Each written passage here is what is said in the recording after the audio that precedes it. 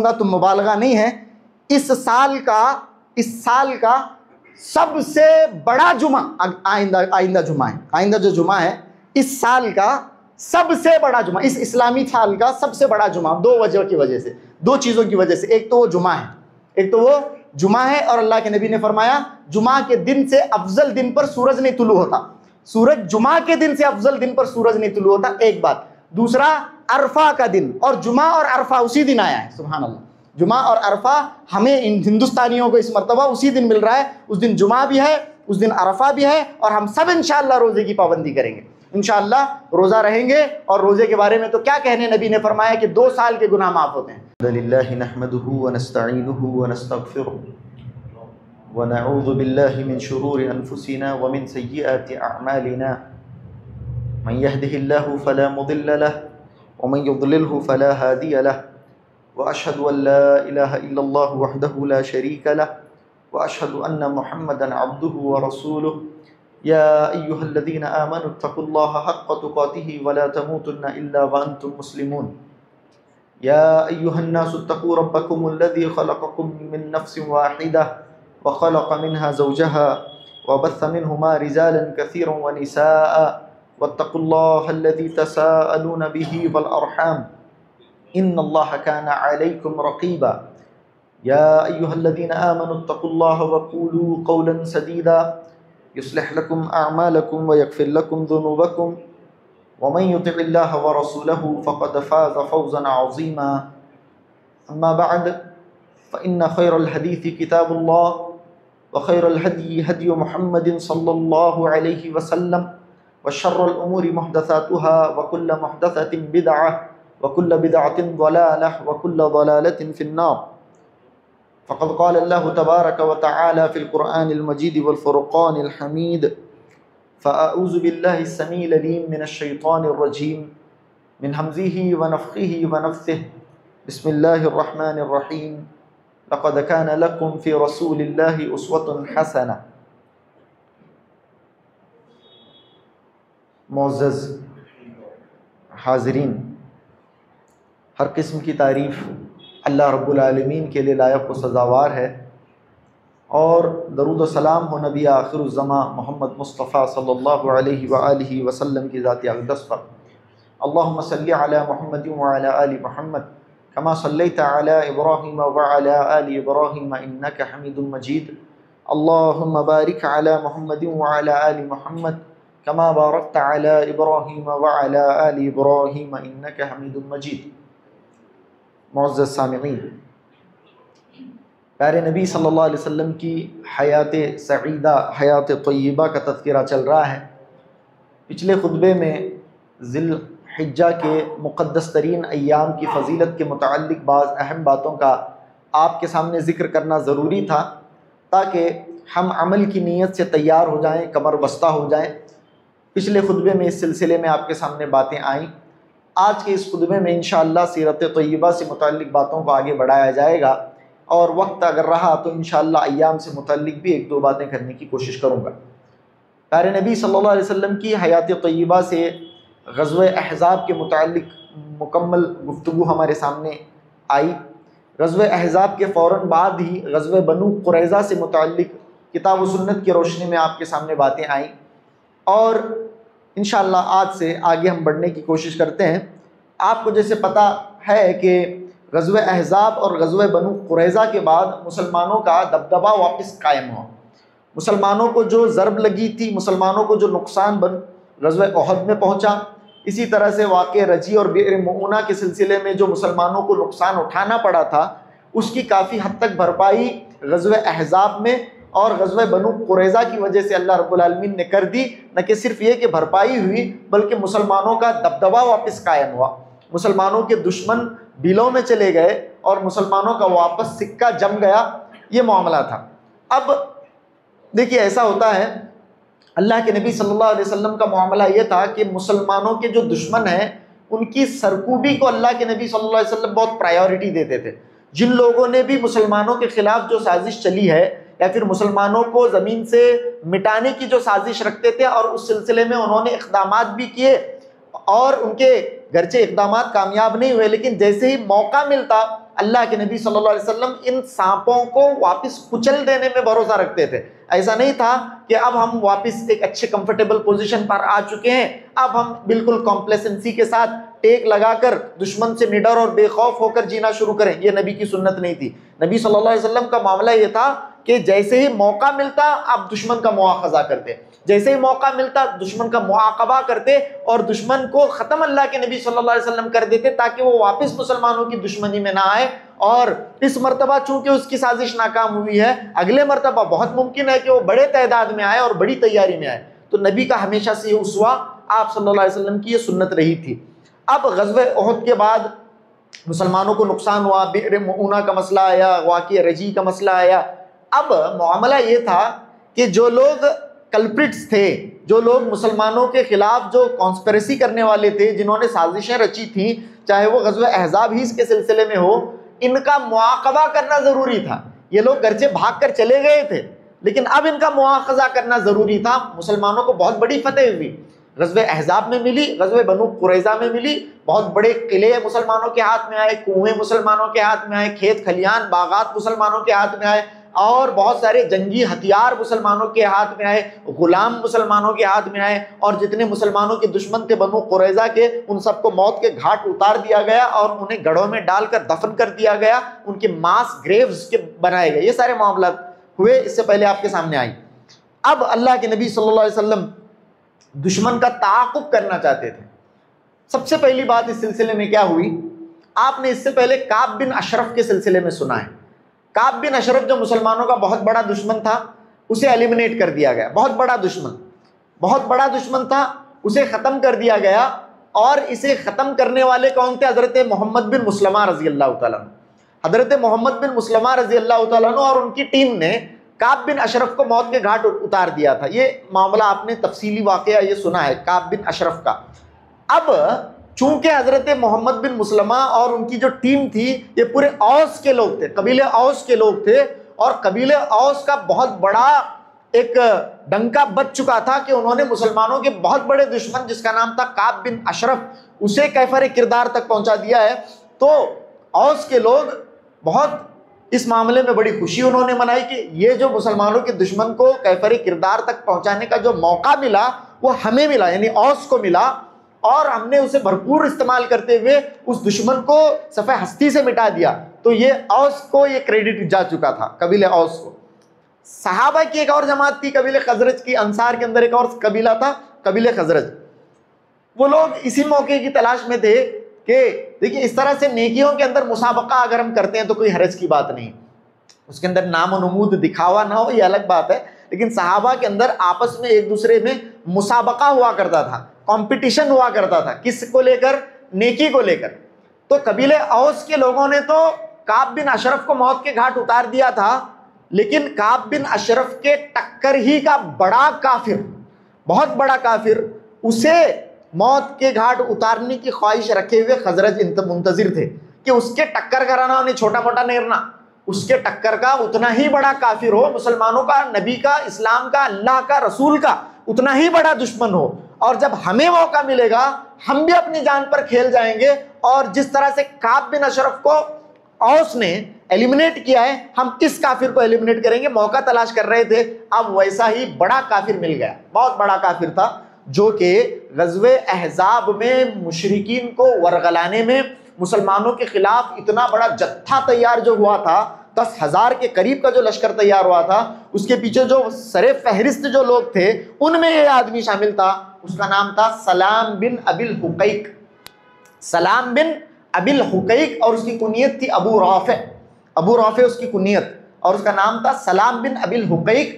مسلمانوں کو ختم کرنے کے لیے اس نے جان مال سب کچھ لگا دیا تھا, اپنا سب کچھ اس نے لگا دیا تھا مسلمانوں کو ختم کرنا, مسلمانوں کو صفحہ ہستی سے مٹانا. یہ جو اتنی بڑی لشکر جو جمع ہوا تھا قریش کا اور اطراف کے اکناف کے قبائل کا مسلمانوں کو ختم کرنے کے لیے, اس کا جو کنسالیڈیشن کرنے والا تھا یہی تھا, سلام بن ابی الحقیق تھا. اور اس سلسلے میں بہت پیسہ خرچ کیا تھا اس نے, بہت مال خرچ کیا تھا. دیکھیے مسلمانوں کو ختم کرنے کے لیے, نبی اکرم صلی اللہ علیہ وسلم کو, اہل ایمان اور اہل اسلام کو صفحہ ہستی سے مٹانے کے لیے ہر طرح سے بڑھ چڑھ کر اس نے کام کیا تھا.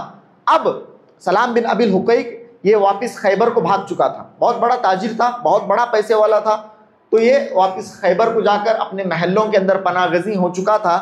اب خزرج کے لوگوں کو معلوم تھا کعب بن اشرف جس قدر بڑا دشمن ہے، اس سے بڑا یا پھر اس کے برابر کا یہ دشمن ہے سلام بن ابی الحقیق، جو ابھی کیفر کردار تک نہیں پہنچا ہے، ابھی اسے اس کا معاملہ پورا مکمل نہیں ہوا ہے۔ تو خزرج کے لوگ اللہ کے نبی صلی اللہ علیہ وسلم کے پاس آتے ہیں، کہا اے اللہ کے نبی صلی اللہ علیہ وسلم ہمیں اجازت دی جائے، ہمیں ہمارے قبیلے کو اجازت دی جائے کہ جس طرح سے ہمارے بھائی اوس نے کعب بن اشرف کو قتل کیا، ہمیں اجازت دی جائے کہ ہم سلام بن ابی الحقیق کا تعاقب کریں، اسے ڈھونڈیں اور اسے ختم کریں، اور چونکہ آپ جانتے ہی ہیں کتنا بڑا مسلمانوں کا دشمن ہے، آپ ہمیں اجازت دیں۔ تو اللہ کے نبی صلی اللہ علیہ وسلم نے اجازت دے دی۔ سبحان اللہ، اللہ کے نبی صلی اللہ علیہ وسلم نے مسلمانوں کے اس دشمن کا تعاقب کرنا، اس کا مواخذہ کرنے کی اللہ کے نبی صلی اللہ علیہ وسلم نے خزرج کے صحابہ کرام کو اجازت دے دی، لیکن یہ کہا اللہ کے نبی صلی اللہ علیہ وسلم نے یاد رہے کسی عورت کو، کسی بوڑھے کو اور کسی بچے کو کچھ نہ ہونے پائے۔ اللہ کے نبی صلی اللہ علیہ وسلم نے اس کنڈیشن کے ساتھ ان کو اللہ کے نبی صلی اللہ علیہ وسلم نے روانہ کیا۔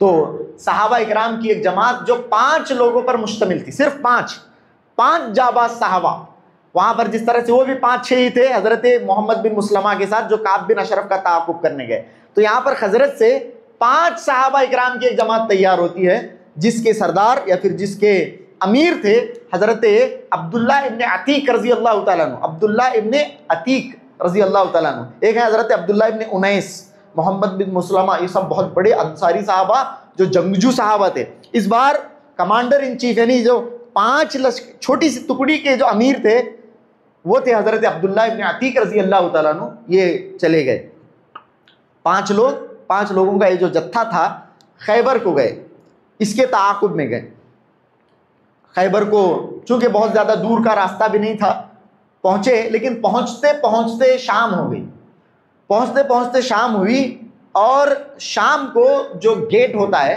قلعوں کا، جو بہت بڑا جو مین گیٹ ہوتا ہے انٹرنس، خیبر کا جو انٹرنس ہے وہ بند ہونے لگا، وہ بند ہونے والا تھا، اور جو دروازہ بند کرنے والا تھا وہ لوگوں کو پکار کر بلا رہا تھا کہ میں بہت چند ہی پلوں کے اندر دروازہ بند کرنے والا ہوں، جلدی آ جاؤ۔ ادھر حضرت عبداللہ ابن عتیق رضی اللہ تعالیٰ عنہ اور صحابہ نے دیکھا کہ اب تو جلدی ہی دروازہ بند ہونے والا ہے اور ہم لوگ دور ہیں اور ہمیں پہچانا بھی جا سکتا ہے، اب کیا کیا جائے؟ تو حضرت عبداللہ ابن عتیق رضی اللہ تعالیٰ عنہ نے کہا کہ تم لوگ یہیں رہو، میں اندر جانے کی کوشش کرتا ہوں، میں اکیلا اندر جانے کی کوشش کرتا ہوں۔ یہ حضرت عبداللہ ابن عتیق رضی اللہ تعالیٰ عنہ تھے، لوگ اندر جا رہے تھے، دوڑتے ہوئے گئے اور وہیں پر ایسے بیٹھ گئے اپنے سر پر کپڑا اوڑھ کر، جیسے کوئی رفع حاجت کے لیے بیٹھتا ہے، جیسے قضاء حاجت کے لیے کوئی بیٹھے ویسے بیٹھ گئے، اپنے سر پر کپڑا اوڑھا، لوگ اندر داخل ہونے لگے۔ وہ جو دروازے والا تھا، دروازے پر جو ان کا واچمن تھا، اس نے انہیں وہاں پر بیٹھے ہوئے دیکھا اور یہ سمجھا کہ انہی لوگوں میں سے ہے، خیبر کے لوگوں ہی میں سے ہے، تم آتے ہو یا میں دروازہ بند کروں، تم آتے ہو اندر یا میں دروازہ بند کروں؟ انہوں نے کہا نہیں میں آ رہا ہوں۔ اس طرح سے لوگوں کے ساتھ اندر داخل ہو گئے۔ حضرت عبداللہ ابن عتیق رضی اللہ تعالیٰ عنہ کو تو اندر جانے کا موقع ملا، لیکن ان کے ساتھ جو باقی 4 صحابہ تھے وہ باہر ہی رہے، ان کو اندر جانے کا موقع نہیں ملا، دروازہ اندر سے بند ہو گیا، دروازہ اندر سے بند ہوا، یہ صحابہ باہر کے باہر ہی رہے، انتظار میں رہے۔ ادھر سے حضرت عبداللہ ابن عتیق رضی اللہ تعالیٰ عنہ اندر داخل ہوئے اور بات کرتے کرتے پوچھتے پاچھتے پتہ لگایا کہ سلام بن ابی الحقیق کا محل کون سا ہے، اس کی کوٹھی کون سی ہے۔ جیسے ہی پتہ لگا وہ بہت بڑا محل ہے، اس محل میں وہ رہتا ہے سلام بن ابی الحقیق۔ پھر اس کا تعاقب کرتے ہوئے اس کے گھر کے قریب گئے تو اس کے اپنے گھر میں، اس کے بالا خانے میں، اس کے محل کے اوپری حصے میں محفل سجائے ہوئے بیٹھا تھا، گپ شپ کرتے ہوئے، جاہلیت کی باتیں کرتے ہوئے، شعر و شاعری کرتے ہوئے، ایک بہت بڑی محفل تھی، اس محفل کے اندر یہ سرغنہ تھا اس محفل کا، وہاں پر بیٹھا ہوا تھا۔ محفل تھی کہ برخاست ہونے کا نام نہیں لے رہی تھی، لوگ کافی دیر تک بیٹھے رہے، یہ تعاقب میں وہیں کھڑے رہے، وہیں پر نیچے منڈلاتے رہے، آخر کار وہ محفل برخاست ہوئی، وہ مجلس برخاست ہوئی۔ اس کے بعد انہوں نے ارادہ کیا، اکیلے ہیں، دیکھیے آئے تو 5 لوگ تھے لیکن اکیلے ہیں، تنے تنہا ہیں، لیکن اہل اسلام کے، مسلمانوں کے، اللہ اور اس کے رسول کے اس دشمن کی دشمنی ان کے دل میں اس قدر تھی کہ اسے صفحہ ہستی سے مٹائے بغیر دم لینے والے نہیں تھے، چاہے اس راہ میں اپنی ہی جان کا سودا کیوں نہ کر بیٹھے، انہیں کوئی چیز مانے نہیں تھی، کوئی چیز روکنے والی نہیں تھی۔ تو جیسے ہی لوگ وہاں سے برخاست ہوئے، اندر داخل ہوئے، اس کے بالا خانے کے اندر داخل ہوئے، سیکریٹلی ایک دم چڑھے اور داخل ہوئے. وہ بہت سارے کمروں کے اندر کے کمرے میں تھا. کمرے ایک کے بعد ایک کمرے ہوتے ہیں، ان کمروں کے بالکل اندرونی کمرے میں تھا. تو حضرت عبداللہ ابن عتیق رضی اللہ تعالیٰ عنہ داخل ہوئے، کسی بھی کمرے میں داخل ہوتے تو اس کمرے کو فوراً اندر سے بند کر لیتے اور آگے چلے جاتے، تاکہ اگر وہ پکارے، شور مچائے اور اس کے سپاہی یا پہرے دار آئیں بھی تو ان کو وقت ملے. حضرت عبداللہ ابن عتیق رضی اللہ تعالیٰ عنہ کو، تو حضرت عبداللہ ابن عتیق اندر داخل ہوئے، دروازے بند کرتے اندر گئے. اندر جا کر اس کے خوابگاہ میں جب پہنچے، اس کی شبستان میں جب پہنچے، اس کی خوابگاہ میں، تو بالکل اندھیرا کر کے سو گیا تھا. بالکل اندھیرا تھا، ایسا اندھیرا. آپ دیکھیے، کوئی اس زمانے میں کوئی اسٹریٹ لائٹس کا مسئلہ نہیں تھا، کوئی اسٹریٹ لائٹس نہیں ہوتے تھے. جب بھی ہم سیرت وغیرہ سنیں تو ہمارے ذہن میں اس زمانے کی باتیں ہوں، ہم لوگ آج کی چیزوں کو تصور کرتے ہوئے باتیں نہ سنیں، بلکہ وہ زمانہ کیسا اندھیرا ہوتا ہوگا. کوئی اسٹریٹ لائٹ نہیں، کوئی راستے کی روشنی نہیں وغیرہ کچھ نہیں. اور اس نے اپنے روم کی جہاں تک تھی بتی وہ بھی گل کر رکھی ہوئی تھی، بالکل اندھیرا ہے.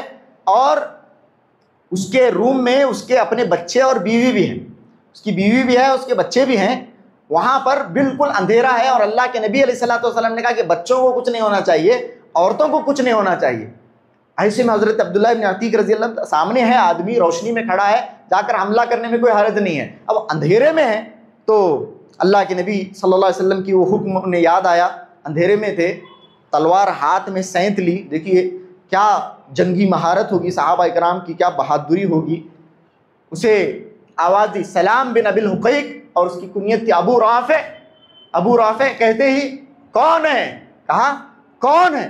بس اس کی آواز کے اوپر ایسا بجلی کے جیسا گئے، ایک ضرب کراری اس آواز کا تعاقب کرتے ہوئے، صرف آواز کو پہچان کر کس سمت میں آواز ہے وہاں جا کر اسے ختم. ایک پہلی تو ایک وار لگایا، بہت خطرناک زبردست کراری ضرب اسے لگائی، خون بہنے لگا. مرا نہیں تھا، ابھی مرا نہیں تھا. بہت زیادہ اس نے شور مچایا، بہت زیادہ شور مچایا کہ اپنے ساتھیوں کو، اپنے پہرے داروں کو بلایا، اور اچانک خاموش ہو گیا. اچانک خاموش ہو گیا، اس لیے خاموش ہوا کہ اب میں اگر شور مزید مچاؤں گا تو یہ جو قاتل میرا اپنے کمرے کے اندر ہے، وہ قاتل پہچان جائے گا کہ میں اب کہاں ہوں، کمرے کے کس حصے میں ہوں. خاموش ہو گیا.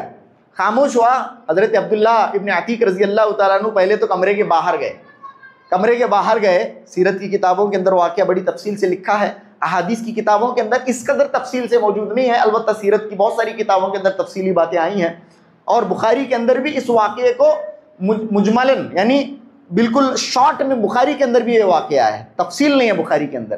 مسند احمد کے اندر بھی واقعہ ہے. تو حضرت عبداللہ ابن سلام باہر گئے اور انہیں معلوم تھا کہ یہ مرا نہیں ہے، پوری طرح سے مرا نہیں ہے. باہر گئے اور واپس اندر آئے.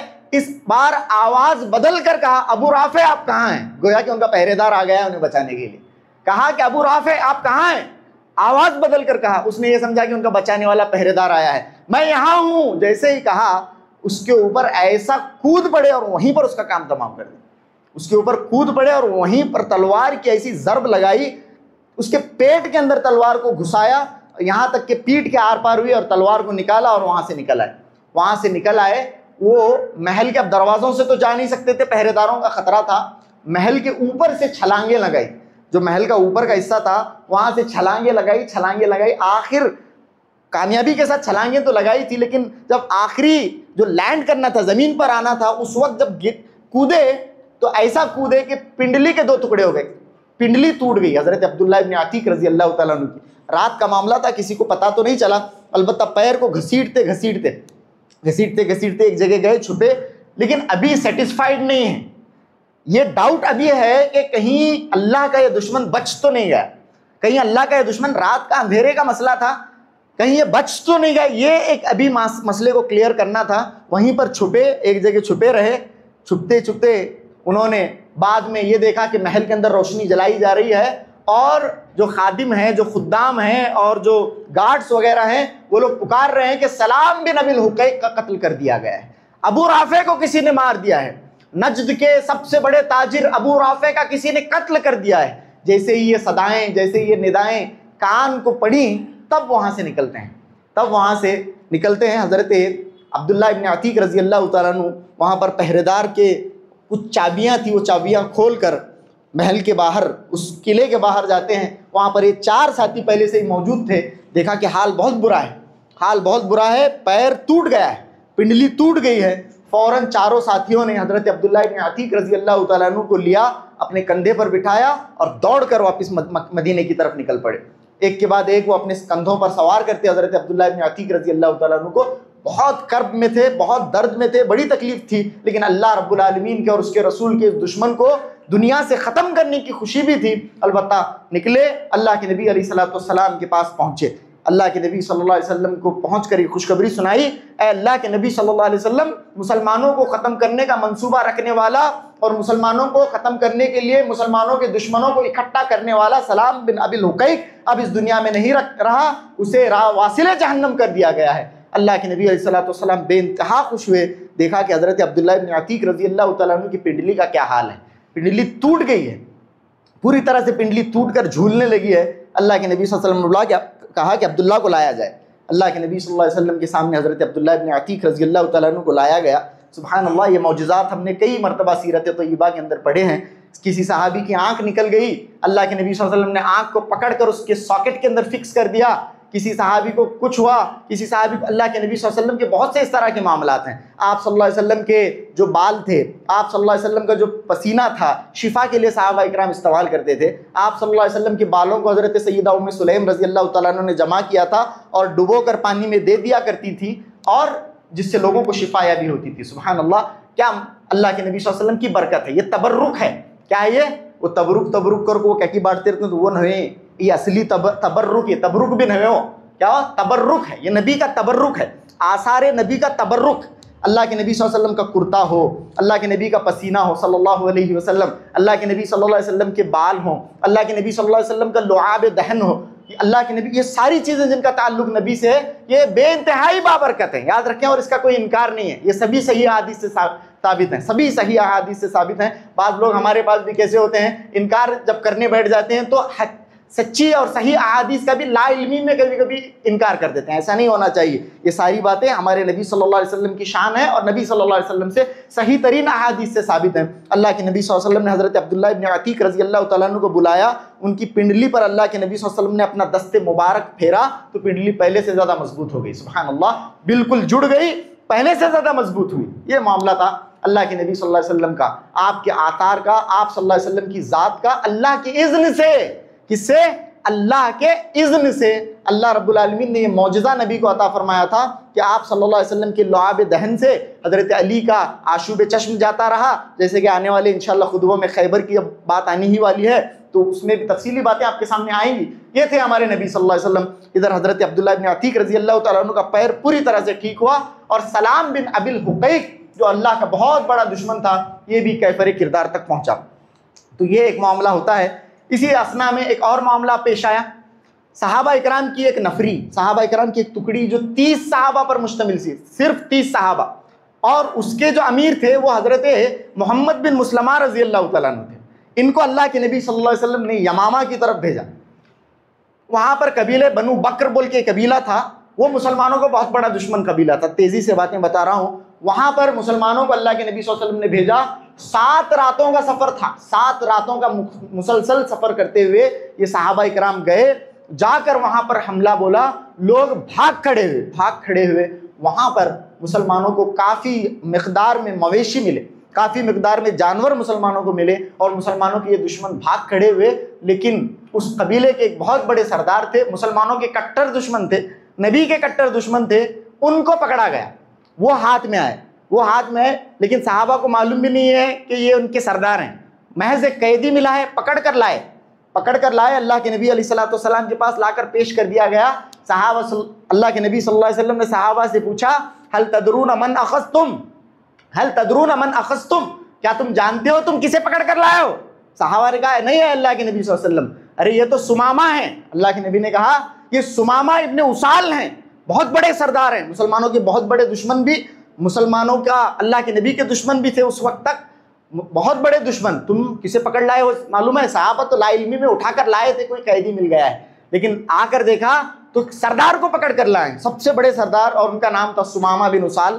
صحابہ اکرام نے انہیں مسجد نبوی کے ستون سے کس کے باندھ دیا، مسجد نبوی کے ستون سے صحابہ اکرام نے انہیں باندھ کر وہیں قید کر لیا۔ اللہ کے نبی صلی اللہ علیہ وسلم روزانہ جب وہاں سے گزرتے تو اس قیدی کو دیکھتے، ثمامہ کو دیکھتے، اللہ کے نبی صلی اللہ علیہ وسلم جاتے ہوئے پوچھتے تھے یا ثمامہ ما عندک، ثمامہ کیا کہنا چاہتے ہو، کیا کہنا چاہتے ہو، تمہارے پاس کہنے کے لیے کیا ہے؟ انہوں نے کہا ان تقتل تقتل ذا دم، اے اللہ کے نبی صلی اللہ علیہ وسلم، محمد صلی اللہ علیہ وسلم، ان تقتلوا تقتلوا ذا دم، اگر آپ مجھے قتل کرتے ہیں تو آپ تو خون کا بدلہ لینے والے ہیں، میں نے آپ کا نقصان کیا ہے، آپ اگر مجھے قتل کرتے ہیں تو حساب برابر ہو جائے گا۔ ان تقتل تقتل ذا دم وان تنعم تنعم علی شاکر، لیکن یاد رکھیں اگر آپ مجھ پر انعام کرتے ہیں، آپ مجھ پر احسان کرتے ہیں، آپ مجھے چھوڑ دیتے ہیں، آپ کے احسان کی میں قدر کروں گا، آپ مجھے قدردان پائیں گے، آپ کے احسان کا بدلہ میں چکاؤں گا، آپ کا احسان کا میں بدلہ چکاؤں گا۔ ان تنعم تنعم علی شاکر، اور اگر ان کنت ترید مالا فسل تؤتہ، اور اگر آپ کو مال چاہیے آپ کہہ دیجئے کہ آپ کو کتنا مال چاہیے، اگر آپ کو مال چاہیے آپ بس بتا دیجئے آپ کو کتنا مال چاہیے۔ تین باتیں، اگر آپ مجھے قتل کرتے ہیں تو آپ تو انصاف پر ہیں کیونکہ میں نے آپ کا نقصان کیا ہے، اب آپ کی باری ہے، آپ مجھے قتل کرتے ہیں، کوئی حرج نہیں۔ ان تقتل تقتل ذا دم ان تنعم تنعم علی شاکر، لیکن اگر آپ مجھ پر انعام کرتے ہیں تو آپ مجھے قدردان پائیں گے۔ اور اگر تیسرا آپشن یہ ہے اگر آپ کو مال چاہیے آپ بتا دیجئے کہ آپ کو کتنا مال چاہیے، آپ کو پہنچا دیا جائے گا۔ تین باتیں۔ اللہ کے نبی صلی اللہ علیہ وسلم گزر گئے، دوسرے دن اللہ کے نبی جب وہاں سے گزرے پھر وہی کہا کہ کیا کہنا چاہتے ہو ثمامہ، اللہ کے نبی صلی اللہ علیہ وسلم کو اپنا جواب پھر سے وہی ریپیٹ کر دیا۔ تیسرے دن اللہ کے نبی وہیں سے گزر رہے تھے، اللہ کے نبی نے پھر سے پوچھا ثمامہ بتاؤ کیا کہنا چاہتے ہو، اللہ کے نبی کو پھر سے وہی تینوں باتیں ریپیٹ کر کی۔ اللہ کے نبی صلی اللہ علیہ وسلم نے کہا کہ ثمامہ کو کھول دیا جائے، ثمامہ کو کھول دیا جائے۔ صحابہ اکرام نے اللہ کے نبی کے حکم کی تعمیل کرتے ہوئے حضرت ثمامہ ابن اسال رضی اللہ تعالیٰ عنہ کو کھول دیا، کہا کہ تم جاؤ آزاد ہو، جاؤ آزاد ہو، میں مسلمانوں کا اتنا بڑا دشمن، مسلمانوں کے خلاف اتنی کاروائیاں میں نے کی ہیں، اب جب مسلمانوں کو میری سرکوبی کا اتنا سنہرا موقع ملا ہے تو مجھے ایسے ہی جانے دے رہے ہیں۔ یہ بات ان کی عقل کو لگی، جاتے ہوئے دیکھا کہ ہاں کہیں سے کوئی قاتل پیچھے سے نہ بھیج دیں، کہیں کوئی نیزہ یا پھر کوئی تیر پیچھے سے نہ آئے۔ دیکھتے رہے کوئی کسی نے تعاقب نہیں کیا، اللہ کے نبی نے انہیں واقعی آزاد کر دیا۔ تو گئے مدینے کے باہر گئے، واقعی میں اللہ رب العالمین نے ان کا شرح صدر کر دیا، ان کے دل کو اللہ رب العالمین نے پلٹ دیا۔ اللہ کے ہاتھ میں لوگوں کے دل ہوتے ہیں، مقلب القلوب وہی ہے، دلوں کو اللہ رب العالمین پھیرنے والا ہے۔ اللہ اکبر، اللہ نے ان کے دل کو پھیر دیا۔ ایک باغ تھا وہاں پر، باغ میں ایک نہر تھی، اس نہر کے اندر غسل کیا، خوب اچھی طرح سے پاکی صفائی اختیار کی۔ اللہ کے نبی علیہ الصلوۃ والسلام کے پاس آئے، اللہ کے نبی صلی اللہ علیہ وسلم کے پاس آئے، مسلم شریف کی حدیث ہے اور اس کے اندر یہ الفاظ موجود ہیں۔ اللہ کے نبی کے پاس آتے ہیں، آ کر اللہ کے نبی سے کہتے ہیں ما کان علی الارض وجہ ابغض الی من وجہک، اے نبی صلی اللہ علیہ وسلم ما کان علی الارض وجہ ابغض الی من وجہک، اے نبی صلی اللہ علیہ وسلم کچھ دیر پہلے تک پوری روئے زمین پر کوئی ایسا چہرہ نہیں تھا جو آپ کے چہرے سے زیادہ مجھے ناپسندیدہ تھا۔ پوری روئے زمین پر کوئی ایسا چہرہ نہیں تھا کچھ پل تک جو آپ کے چہرے سے زیادہ مجھے ناپسندیدہ تھا، اور اب جو ہے آپ کا چہرہ پورے روئے زمین میں کوئی چہرہ ایسا نہیں ہے جو آپ کے چہرے سے زیادہ مجھے محبوب ہے۔ آپ کے چہرے سے زیادہ کوئی چہرہ مجھے اب بھی پوری روئے زمین پر موجود نہیں ہے جو آپ کے چہرے سے زیادہ محبوب ہو۔ پھر کہا اے نبی صلی اللہ علیہ وسلم ما کانا، کوئی دین، ما کانا علی الارض دینا، زمین میں کوئی ایسا دین نہیں تھا ابغض الی من دینک، جو آپ کے دین سے زیادہ مجھے ناپسندیدہ تھا، لیکن اس وقت آپ کے دین سے زیادہ محبوب دنیا کا کوئی دین میرے لیے نہیں ہے۔ اے نبی صلی اللہ علیہ وسلم پوری روئے زمین پر کوئی شہر ایسا نہیں تھا، کوئی بلد ایسا نہیں تھا جو میرے نزدیک سب سے زیادہ ناپسندیدہ تھا اس بلد سے، آپ کے بلد سے، آپ کے شہر سے، لیکن اب اس وقت پوری روئے زمین پر آپ کے شہر سے زیادہ محبوب شہر میرے لیے کوئی نہیں۔ پھر کہا اشہد ان لا الہ الا اللہ و اشہد ان محمد رسول اللہ صلی اللہ علیہ وسلم، یہ کہہ کر مشرف با اسلام ہوئے حضرت ثمامہ ابن اسال رضی اللہ تعالیٰ عنہ مسلمان ہوئے۔ اللہ کے نبی صلی اللہ علیہ وسلم بڑے خوش ہوئے، اللہ کے نبی صلی اللہ علیہ وسلم کے ہاتھوں مشرف بس اسلام ہوئے، اللہ کے نبی صلی اللہ علیہ وسلم کے ہاتھ میں اسلام پر بیعت کی۔ اس کے بعد واپس چلے گئے، بہت پاورفل آدمی تھے حضرت ثمامہ رضی اللہ تعالیٰ عنہ، بہت پاورفل، اتنے پاورفل تھے کہ جو مکہ تھا، مکہ گیہوں کے لیے ویٹ کے لیے पूरा हजरत सुमामा रजी अल्लाह तआला अन्हु के कबीले पर ही डिपेंड था। पूरे मक्के को जो गेहूं जाती थी पूरे हजरत सुमामा के कबीले से जाती थी। घर को नहीं गए, अल्लाह के नबी के हाथों पर इस्लाम कबूल कर को घर को नहीं गए, अपने कबीले को नहीं गए, मक्के गए। मक्का गए, उम्रा अदा किया, उम्रा अदा करके वहां पर खड़े हुए मक्के के सरदारों को तलब किया, सरदारों को तलब करके कहा कि आज के बाद से हमारे कबीले की तरफ से, कबीले यमामा की तरफ से गेहूं का एक दाना तुम्हें नहीं मिलेगा, एक दाना हमारी तरफ से नहीं छोड़ा जाएगा, तुम इस्लाम के और रसूलुल्लाह के दुश्मन हो, आज के बाद गेहूं भूल जाओ। ये कहे कर अपने कबीले की तरफ वापस चले गए। अल्लाह अकबर, मक्के में हालत बुरी हो गई, हाल मक्के का खराब हुआ, एक दाना गेहूं इन लोगों को मिलने नहीं लगा। अल्लाह के नबी सल्लल्लाहु अलैहि वसल्लम की तरफ कुरैश के दुश्मन सरदारों ने अल्लाह के नबी सल्लल्लाहु अलैहि वसल्लम के जो खून के पैसे थे, उन्होंने नबी अकरम सल्लल्लाहु अलैहि वसल्लम को खत लिख के अपनी क़िराबतदारी का वास्ता देकर कहा, ए नबी सल्लल्लाहु अलैहि वसल्लम, हमारी हाल बहुत ख़राब है, मक्के में एक गेहूं का दाना हज़रत सुमामा छोड़ने के लिए तैयार नहीं है, आपकी बात सुनते हैं, आप उन्हें कह दीजिए कि हमारे बच्चों का, हमारे घरों का हाल बहुत बुरा है, हमें गेहूं नहीं मिल रहा है, आप उन्हें कह दीजिए कि हमारे लिए गेहूं छोड़ दें। फिर अल्लाह के नबी सल्लल्लाहु अलैहि वसल्लम ने हज़रत सुमामा की तरफ खत लिख कर भेजा, सुमामा उनके लिए रिलीज़ किया जाए, उनके लिए गेहूं छोड़ दिया जाए। तब हज़रत सुमामा रज़ी अल्लाह तआला अन्हु ने अल्लाह के नबी के हुक्म की तामील पर छोड़ा है। सुभान अल्लाह। ये थे हज़रत सुमामा रज़ी अल्लाह तआला अन्हु। जो बाद सहाबा का मामला ऐसा था, इस्लाम में आने से पहले इस्लाम दुश्मनी में जितने कट्टर थे, इस्लाम में आने के बाद इस्लाम की मोहब्बत और रसूल की मोहब्बत में उतने कट्टर हो गए। हज़रत उमर रज़ी अल्लाह तआला अन्हु का यही मामला है। सुभान अल्लाह। तो ये थे हज़रत सैयदना सुमामा इब्ने उसाल रज़ी अल्लाह तआला अन्हु। सुमामा बोले, तमामा ने सीरत की किताबों में बाज़ दफ़ा जब हम नाम पढ़ते हैं तो मिस प्रोनाउंस करते हैं। ये हज़रत सुमामा इब्ने उसाल रज़ी अल्लाह तआला अन्हु है। खैर, तो ये मामला हुआ। आज हमने दो वाक़यात ग़ज़वे बनु क़ुरैज़ा के बाद के सुने। एक हज़रत सुमामा इब्ने उसाल के कबूल इस्लाम का वाक़या, और दूसरा हज़रत अब्दुल्लाह इब्ने अतीक का कारनामा, जिसके अंदर उन्होंने सलाम बिन अबिल हुकैक को कत्ल किया। तेज़ी से ये बातें आपके सामने मैंने बताने की कोशिश की, वक्त की कमी के खातिर। एक बात आखिर में मैं ये बता रहा हूँ, आपको याद दिला रहा हूँ कि हम किन दिनों से गुज़र रहे हैं।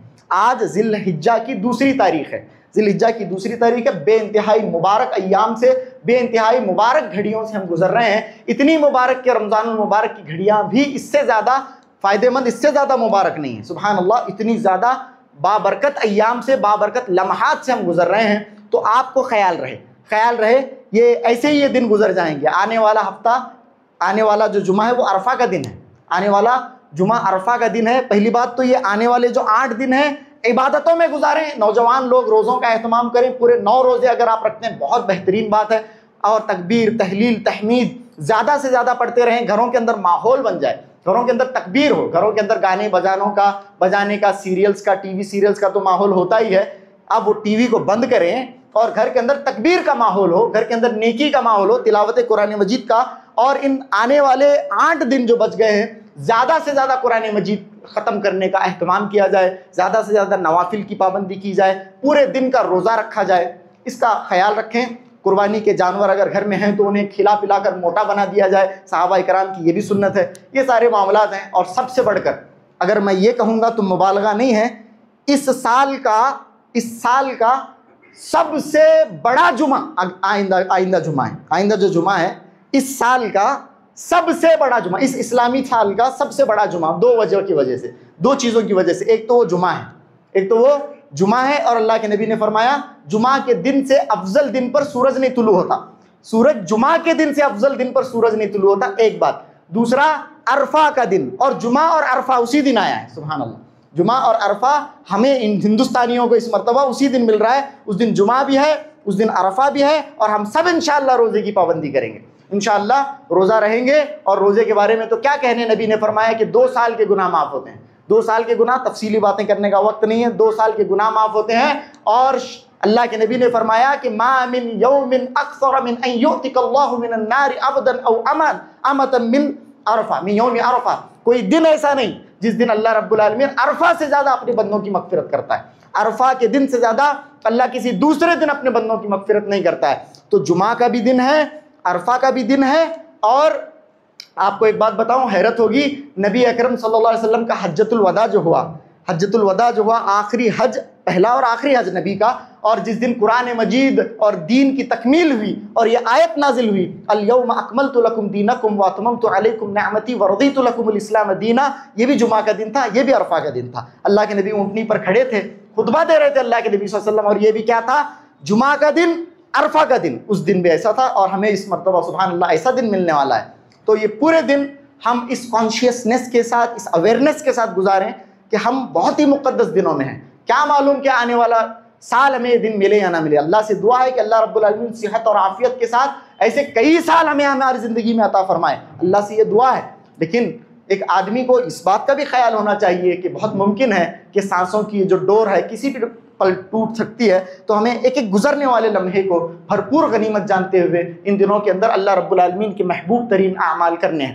تو کسی کو یہ ذہن سے یہ بات مفقود نہ ہو، ذہن سے نہ چلی جائے کہ آپ کن دنوں سے گزر رہے ہیں۔ رمضان کا تو معاملہ ایسا ہوتا ہے کہ سب کو معلوم ہوتا ہے کہ رمضان کا مہینہ ہے، رمضان کا مہینہ ہے، اور ہر کوئی جانتا ہوتا ہے کہ رمضان کا مہینہ ہے۔ لیکن بدقسمتی یہ ہے کہ یہ رمضان سے اہم دن ہے، مقدس دن ہے، لیکن عام طور سے لوگوں کا رجحان ان دنوں کو لے کر رمضان جیسا نہیں ہوتا ہے، رمضان جیسا نہیں ہوتا ہے، اس میں غفلت زیادہ ہوتی ہے۔ تو ہمیں چاہیے کہ غفلت کے شکار نہ ہو، غفلت کے شکار نہ ہو، بھرپور روزوں کا اہتمام کریں۔ اور ایک مسئلہ ہے، لوگ اٹھا سکتے ہیں جمعہ کے دن روزہ نہیں رہنا، اس طرح سے نہیں، جمعہ کا دن صرف سنگل روزہ نہیں رہنا، ایک دن پہلے بھی رہنا نہیں تو ایک دن بعد رہنا، بالکل صحیح بات ہے، بالکل صحیح بات ہے۔ جمعہ کے دن ایک روزہ رکھنے سے نبی نے منع فرمایا ہے، اور حضرت سیدہ حفصہ نے اگر رکھا تھا، سیدہ ام سلمہ یا پھر حفصہ نے، تو اللہ کے نبی نے ان کا روزہ کھلوایا بھی ہے۔ یہ اپنی جگہ صحیح بات ہے، اپنی جگہ، لیکن ایسے جو اسپیشل روزے آتے ہیں، چاہے وہ عاشورہ کا ہو یا پھر عرفہ کا ہو یا پھر کوئی اور اسپیشل روزہ جب آئے تو رکھنے میں کوئی حرج نہیں، اچھی بات ہے۔ تو جمعہ کا دن آ رہا ہے، آپ اگر رکھنا چاہیں روزہ صرف جمعہ کے دن تو رکھ سکتے ہیں، عرفہ کا ہے، لیکن اس سے بہتر میں آپ کو کیوں نہ بتاؤں، اتنے مقدس دن ہیں تو جمعرات اور جمعہ کا روزہ رکھ لیجئے، وہ بھی مسئلہ حل ہو جاتا ہے۔ جمعرات کا بھی روزہ رکھیے، جمعے کا بھی روزہ رکھیے، تو اس طرح سے دو روزے ہم میں مل جاتے ہیں، اور عرفہ کا روزہ بھی اس کے اندر شامل ہو جاتا ہے۔ خیر، آخر میں ہم اللہ رب العالمین سے دعا کرتے ہیں کہ کہنے اور سننے سے زیادہ اللہ رب العالمین عمل کی توفیق عطا فرمائے۔ اللہ رب العالمین بڑھ چڑھ کر ان ایام میں ہمیں اعمال صالحہ کرنے کی توفیق و سعادت نصیب فرمائے۔ وآخر دعوانا ان الحمد للہ رب العالمین، وصلی اللہ علی نبینا محمد وآلہ وصحبہ وسلم تسلیما کثیرا۔